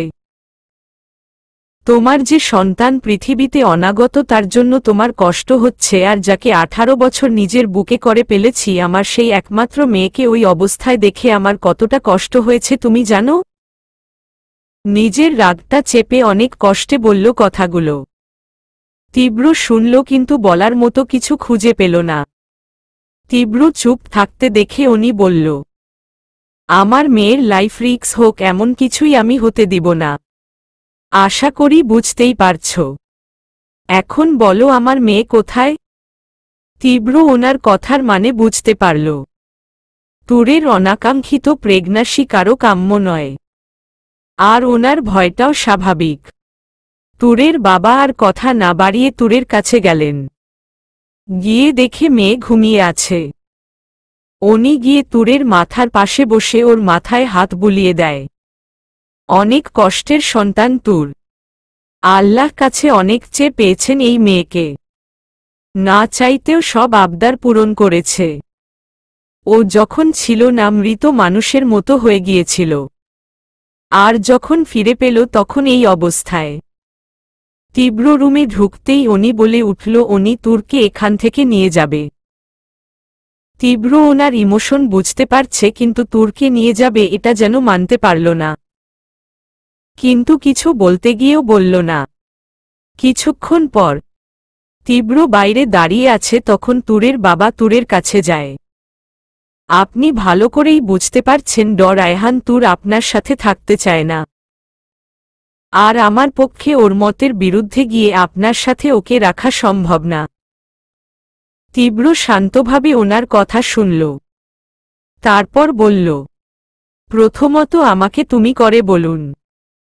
আর যতটুকু তুরকে নিয়ে যাওয়ার কথা, তুরের অবস্থা ভালো না। আজকে আপনি কোনোভাবেই ওকে নিয়ে যেতে পারবেন না। আপনি চাইলে এখানে থেকে যান, কারণ তুরের এই অবস্থায় ওকে শিফট করলে সেটা তুর এবং বেবির জন্য খারাপ হবে। তুরের ক্ষতি হবে শুনে তিনি কিছুটা দমে গেল। আর এখানে থাকা সম্ভব না, কারণ তুরের মায়ের শরীর অসুস্থ। কিন্তু তুরকে এই লোকের কাছে রেখে যেতে নারাজ তিনি। তখনই তোয়ার কথা মনে পড়ল। বেশ ভাবনা চিন্তে করলেন তিনি। এমনিতেই সন্ধ্যা হয়ে এসেছে, এখন তুরকে এভাবে নিয়ে যাওয়া যাবে না। তাই উনি সকালে তুরকে নিয়ে যাওয়ার কথা ভাবলেন। না, তোয়ার বাড়ি না, ডিরেক্ট নিজেদের বাড়ি। আমি কাল এসে তুরকে নিয়ে যাব। ওনার কথায় কিছু বলল না, তীব্র শুধু হালকা হেসে সম্মতি জানাল। তুরের বাবা তোয়াকে তীব্রের রুমে রেখে গেলেন, আর যাবার আগে বারবার তোয়াকে সাবধান করে গেলেন যাতে ওকে একা না ছাড়ে। তোয়া ও চাচার কথা মতো বসে রইল। সন্ধ্যা গড়িয়ে রাত নামতেই তীব্র নিজের রুমে আসে। তীব্রকে দেখে তোয়া দাঁড়িয়ে যায়। তীব্র গিয়ে তুরের পাশে বসে ওর এক হাত ধরে তুরের মাথায় হাত দেয়। এটা দেখে তোয়া বলে, আপনার আজকের কথা শোনার পর আমার এটা কেন মনে হচ্ছে আপনি আমার জন্য তুরকে আনলেও আমার জন্য আটকে রাখেনি। তোয়ার কথায় তীব্র তুরের কপালে একটা পরশ আঁকে। তারপর ওর মাথায় হাত বুলাতে বুলাতে বলে, তোমার বোন আমার কাছে ছিল 6 মাসের মতো ছিল, যে নিজের আশেপাশে এক মুহূর্তের জন্য কোনো মেয়েকে টলারেট করতে পারত না। সে এই মেয়েটাকে দেখার জন্য 1000 মাইল ছুটে যেত। সেটা তো এমনি এমনি না। বাই দা ওয়ে, তোমার খুশি হওয়া উচিত এটা জেনে তোমার বোনের সাথে আমার বিয়ে হয়েছে। চাচা কিন্তু মানবে না। তুর যদি ওনার মেয়ে হয়, তাহলে ওনার মেয়ের গর্ভে যে আছে সে আমার সন্তান। উনি ওনার মেয়ের জন্য যেমন চিন্তিত তেমনি আমিও। তাহলে কাল যে তুরকে নিয়ে যাবে। তীব্র ওর কথায় বেশি কিছু বলল না, শুধু বলল, দেখা যাক। তোয়ার চোখেও ঘুম ভর করেছে। ও তুরের পাশে বিছানায় বসতেই তীব্র বলে উঠে, তোমার কি রোমাঞ্চ দেখার ইচ্ছে হচ্ছে নাকি? ভুলে যেও না, না তুমি কিন্তু সম্পর্কে বড়। তীব্রের এমন কথায় বেশ লজ্জা পেল তোয়া, কিন্তু কিছু বলল না। নিজ দায়িত্বে রুম থেকে বেরিয়ে গেল। তোয়া বেরিয়ে যেতেই তীব্র দরজা লক করে দেয়। গভীর ঘুমে আচ্ছন্ন, তবে ভেঙে যেতে পারে ডোজটা করা ছিল না, তাই ও সেই রিস্ক নিল না। নিঃশব্দে তুরের পাশে বসল। ওর মুখে পড়া চুলগুলো সরিয়ে গলার নিচের দাগটা দেখতে লাগল। বেশ গভীর। সেখানে আলতো করে বুলিয়ে ঠোঁট ছুঁয়ে গভীর পরশ আঁকে। তুরের নিঃশ্বাস ওর ঘাড়ে বাড়ি খায়। তীব্র মাথা উঁচু করে আলতো করে ওর ঠোঁটে আঙুল দিয়ে টেনে ছেড়ে দেয়। ঘুমের মধ্যে ঠোঁট উল্টায় তুর। আলতো করে হেসে ওর কপালে চুমো আঁকে তীব্র। তারপর নিজের নিয়মে তুরকে বাম বাহুতে শুইয়ে লাইটটা অফ করে দেয় তীব্র। শোয়ার কিছুক্ষণ পর তুরের মাথায় বিলি কাটতে কাটতে যখন তীব্রের চোখ লেগে আসছিল তখনই হালকা নড়ার আওয়াজ পায় তীব্র। তীব্র ভালোভাবে তুরকে বোঝার চেষ্টা করলে বুঝতে পারে ও কিছু বলছে। তীব্র লাইট জ্বেলে দিতেই দেখে তুর মাথা এপাশ ওপাশ করে কিছু চাইছে। ওর কানের কাছে মুখ নিতেই বুঝতে পারে তুর পানি চাইছে। তীব্র তুরকে উঠিয়ে নিজের বুকে হেলান দেওয়ায়। তারপর বিছানার পাশের গ্লাসের পানি নিয়ে তুরকে খাওয়ায়। তুর 2 ঢোক পানি গিলে শান্তভাবে নিজের ভারবহনকারীর দিকে তাকায়। মুহূর্তেই ওর চোখে সমস্ত ক্লান্তি মিশিয়ে রাগে পরিণত হয়। ও তীব্রকে জোরে ধাক্কা মেরে সরিয়ে দেয়। টাল সামলাতে না পেরে তীব্র বিছানায় উপর হয়ে পড়ে। তুর চিৎকার করে বলে উঠে, আপনি এখানে কেন? আমি বলেছি না আপনার সাথে থাকতে চাই না। তীব্রের প্রচণ্ড রাগ উঠে গেল তুরের কথায়, তবুও নিজেকে শান্ত করে বলল, দেখ তুর, এতটা হাইপার হওয়া তোমার জন্য ঠিক না। আর তুমি আজকে নিশ্চয়ই জেনেছ যে তুমি আমার স্ত্রী। স্ত্রী? কিছুটা তাচ্ছিল্য নিয়ে, লজ্জা করে না এই কথাটা বলতে? আমি জানি আমি অন্যায় করেছি। তোমার আমার রেজিস্ট্রির কথা তোমাকে জানানো উচিত ছিল, কিন্তু জানিয়েও কি লাভ হতো? তাহলে আমাকে এটা ভাবতে হতো না আমি কোনো অন্যায় করছি শুধু পরিস্থিতির শিকার হয়ে। আপনি তো জেনে বুঝে নিজের অধিকার ভেবে আমার কাছে এসেছেন। আপনি কখনো আমার দিকটা ভেবেছেন? তীব্র নিশ্চুপ। আমার পক্ষে আপনার সাথে থাকা সম্ভব না। আমি চলে যাব। তুর কথাটা বলেই বিছানা থেকে নামতে চায়। তখনই তীব্র ওর হাত ধরে। তুর রাগী চোখে তাকিয়ে ওর হাত ছাড়িয়ে নিতে চায়, কিন্তু তীব্র ছাড়ে না, বরং গম্ভীর কণ্ঠে বলে, তুমি মানো বা না মানো তুমি আমার ওয়াইফ। আর এটা ভুলে যাও কিভাবে তুমি আমার সন্তানের মা হতে চলেছ। কথাটা শুনেই তুর শান্ত হয়ে যায়। তারপর কিছুক্ষণ ভেবে শান্ত কণ্ঠে তীব্রকে বলে, এর আগে তো এত ভালোবাসা ছিল না। সব বুঝি বাচ্চার জন্য। বাচ্চা আছে বলে আমাকে আপনার সাথে থাকতে হবে। এখন দেখি নিজের বাচ্চা শত্রু হয়ে গেল। তাহলে একটা কাজ, এই শত্রুটাকেই শেষ করে দেই। কথাটা বলেই অদ্ভুত এক ভাব প্রকাশ করল তুর। তুরের কথাটা যেন তীব্রের বুকে গিয়ে বিধল। ও কিছু না ভেবেই খুব জোরেই তুরের গালে থাপ্পড় বসিয়ে দিল। থাপ্পড়ের শব্দটা যেন দেয়াল ভেদ করে যেতে না পারায় বারবার প্রতিধ্বনিত হতে লাগল রুমে। তীব্র ভাবতেই রাগ লাগছে তুর ওর জন্য নিজের বাচ্চাকে শত্রু বলছে। তুর গালে হাত দিয়ে করুণ চোখে তীব্রের দিকে তাকালো। তারপর ও চলবে।